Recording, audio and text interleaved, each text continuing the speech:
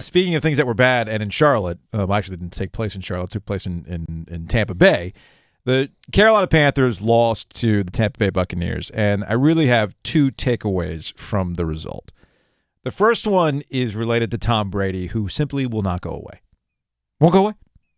He's still a 45-year-old, soon-to-be 46-year-old Tom Brady, still better than Sam Darnold. He will go away eventually. Maybe. You know me, I love to take an opportunity to explain when I am right. I told Dennis, Tom Brady's still good enough to beat bad teams. Yeah. Or good average teams. Yeah. Panthers are an average team. Yeah. And they did the thing where they let Tom Brady hang around, and then he made them pay in the fourth quarter. And the people are going to go all hyped up. Oh, my God, the Cowboys are going to go. You can't. You don't want to face Tom Brady in the playoffs. No, you do. No, you do. I don't know, All you got to do is cover Mike Evans. That's it. No, but here's the thing. You're falling victim to it. Because that's my... Because I don't want to hear about Aaron Rodgers either. My God, Jim Nantz was like full, like just knee deep into that. I'm like, buddy, you need to step outside. To your point, the Dallas Cowboys do have like a healthy defense that should be able to cover Mike Evans. Yeah.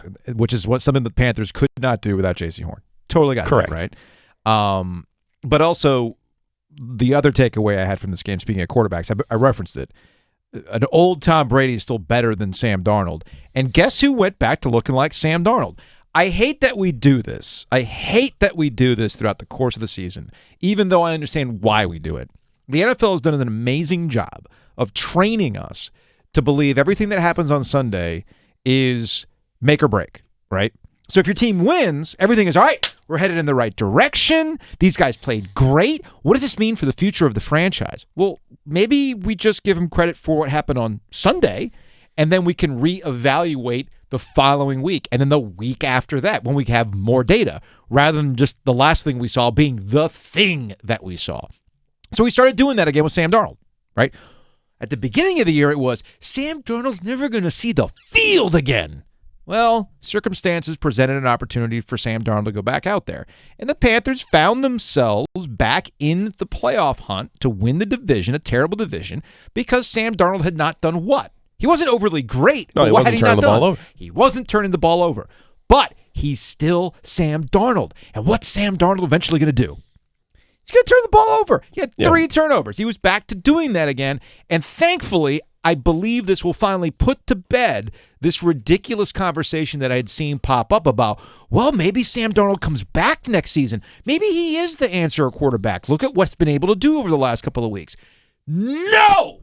So now we can stop lying to ourselves about just where Sam Darnold is at this point in his career and whether or not he's got a future with the Carolina Panthers.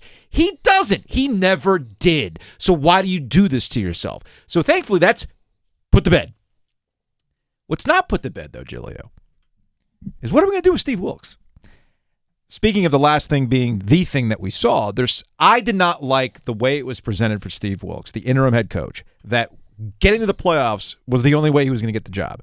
I think that speaks more to David Tepper's ridiculous bar of entry for Steve Wilks than anything else. Because I can make an argument with the context given to what Steve Wilks had to deal with, not just the shiny object being Christian McCaffrey got traded.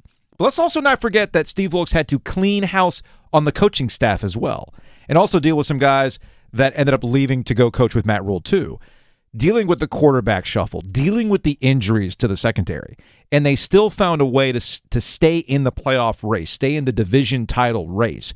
And most importantly, Giglio, you saw it, there was buy-in. So why would you not give Steve Wilks an opportunity to coach this team with a plan to win rather than trying to just get to the end of the season and we'll see where things go? Steve Wilks with a plan might actually work out. The question is, can David Tepper resist the Jim Harbaugh bait? Aha!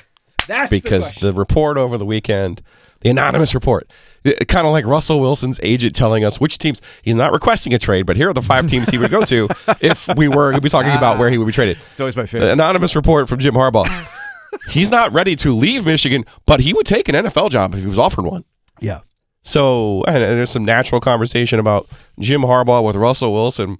Listen, I know enough about Jim Harbaugh to tell you that him and Tom O'Brien are simpatico. No. Okay? So I don't think he is the one to rescue Russell Wilson. No.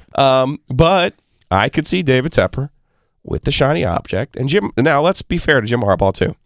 He has taken an NFL team to the Super Bowl. He has. Lost to his brother, and knows how to coach the quarterback position as well, which of course is important in this day and age. So I could see the pluses of Jim Harbaugh if this is where he wants to be. Sure. I could see those pluses. I could, and said this last week, I'll say it again. I like Wilks. The players obviously are motivated by him. I also think it's really important who he hires to call plays. Mm-hmm. That's everybody. Who are you going to get to call plays? Again. And who are you going to get to work with your quarterback? That person is the most important person on your staff. Again, that also comes down to giving a coach an opportunity with a plan to win rather than making chicken salad out of what you were left with when he took over the interim job. So certainly would be a cheaper option.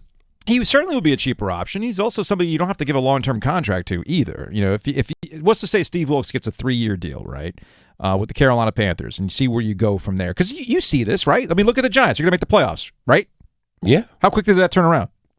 Pretty darn quick. Hey, Mike McCarthy and the Miami Dolphins, you know, Tua Tagovailoa doesn't get hurt. They're not in this spiral that they're in right now, and they probably make the playoffs. You see a turnaround. They're a Super Bowl contender. You look at the work with Jalen Hurts and the Philadelphia Eagles. Nick Sirianni, yeah. So Doug Peterson with the Jaguars should be the NFL Coach of the Year. So there are ways to turn things around pretty darn quick in the NFL, and Steve Wilks, again, with a plan, should work itself out, which is why there's really only 2 coaches that I would completely understand David Tepper going for at this point in time, because it attracts with what David Tepper's about. Jim Harbaugh being one of them, because he wants out of Michigan, and Sean Payton would be the other. But if you're going to go out and get Sean Payton, what's it going to cost you? What's going to cost you to get Payton? Because he's going to still be with the New Orleans Saints. But I do believe that the general attitude that we have with Steve Wilks isn't about Steve Wilks. I want to make abundantly clear. This has everything to do with not trusting David Tepper, the owner of the Carolina Panthers. This is about not trusting him to think critically, or worse, he never had any intention to take Steve Wilks and his candidacy seriously. That's an indictment on Tepper, not an indictment on the job that Steve Wilks has done, given the circumstances of how he took that job over. I thought he did a good job, even if they did not make the playoffs, having won the division thanks to a loss to the Tampa Bay Buccaneers.